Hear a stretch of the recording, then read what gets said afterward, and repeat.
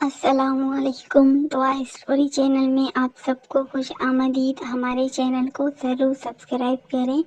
مکمل کہانی کنواں۔ سنا ہے یہ ایک سچا واقعہ ہے۔ آج سے تقریباً 30 سال پہلے کنواں پل قبرستان جو کہ بہت بڑا ہے، تھوڑی دور ایک شخص نے زمین خرید کر اپنا ذاتی گھر بنایا تھا۔ وہ اپنی پوری فیملی کے ساتھ وہاں شفٹ ہوئے۔ شروع میں وہ گھر بالکل ٹھیک تھا، یعنی کہ وہاں کوئی پر اسرار چیز وغیرہ نہیں تھی۔ گھر کافی بڑا تھا، 5 بڑے کمرے تھے، 2 اسٹور، 3 کچن، ایک پکا صحن، جبکہ اس کے ساتھ ایک کچا صحن بھی بنایا گیا تھا۔ چھت پر صرف 2 کمرے تھے اور ایک واش روم تھا۔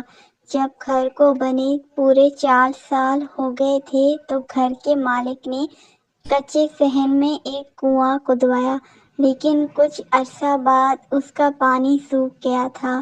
تب اس نے کنواں بند کروا دیا تھا، لیکن کنواں بنوانے کے بعد سے ہی گھر میں جنات کی موجودگی کا احساس ہونے لگا۔ گھر کے افراد میں وہ دونوں میاں بیوی اور ان کے 3 بیٹے اور ایک بیٹی تھی۔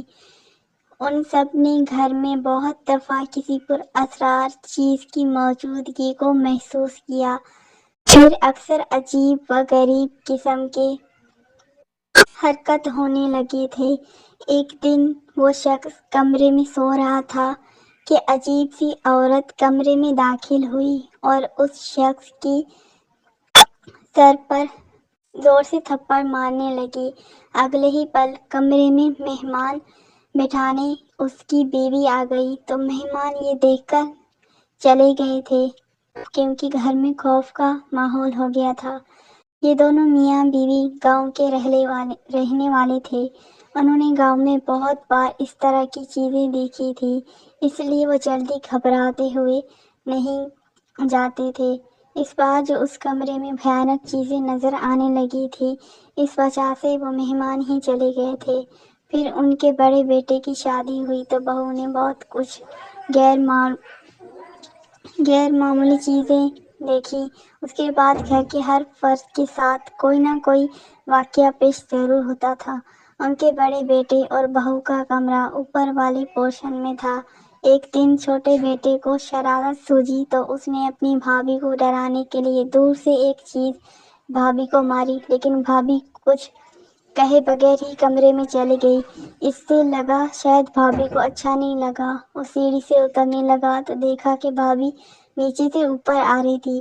وہ ڈر گیا اور بھابھی کو بتانے لگا کہ ابھی وہاں سے اس نے کسی کو چیز مارا تھا۔ بڑے بھائی اور بھابھی نے اس کے ساتھ جا کر دیکھا تو وہاں کوئی نہیں تھا۔ اسی آشنا میں بڑے بھائی نے پورے کمرے کا جائزہ لیا، لیکن وہ چیز جو ان کے چھوٹے بھائی نے پھینکی تھی وہاں پر تو تھا ہی نہیں۔